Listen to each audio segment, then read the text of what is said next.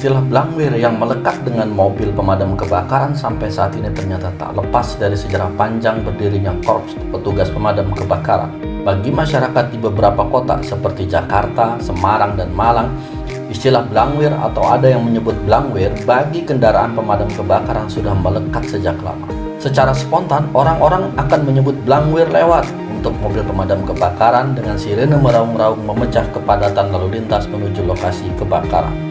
Ternyata istilah blangwir tak lepas dari sejarah terbentuknya korps pemadam kebakaran pada zaman penjajahan Hindia Belanda yang disebut dengan de brandweer. Korps pemadam kebakaran setara dengan petugas polisi yang disebut sebagai institusi elit pengaman kota.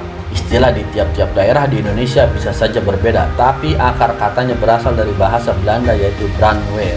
Karena pengucapan yang cukup sulit di lidah orang Indonesia, maka kata brandweer dibuat lebih gampang menjadi blangwir. Dua peristiwa penting yang dianggap menjadi tonggak sejarah awal berdirinya de brandweer atau pemadam kebakaran ada di Jakarta dan Surabaya pada rentang waktu yang berbeda. Berdirinya de brandweer di Surabaya dilaksanakan pasca Prancis berkuasa atas Belanda, yakni pada tahun 1795.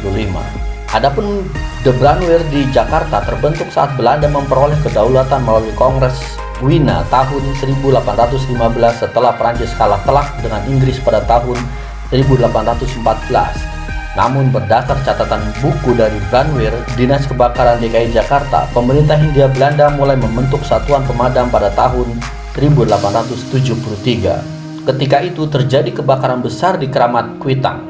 Kemudian pejabat dan residen sekarang setingkat Gubernur DKI Jakarta yang membentuk Korps Brandweer di Batavia. Yang menarik adalah sejarah blangwir di Tanjung Balai, Asahan, Sumatera Utara. Sepanjang awal abad 20, Asahan dilanda beberapa kebakaran besar. Brandweer amatlah krusial. Menariknya, selain yang digerakkan oleh orang Eropa, Tionghoa, Melayu, di sini juga ada brandweer binaan imigran-imigran Jepang yang terkenal gesit. Sampai saat ini, keberadaan petugas pemadam kebakaran menjadi bagian penting dalam kehidupan masyarakat. Dinas Pemadam Kebakaran atau Badan Penanggulangan Bencana Daerah adalah unsur pelaksana pemerintah yang diberi tanggung jawab dalam melaksanakan tugas-tugas penanganan masalah kebakaran dan bencana.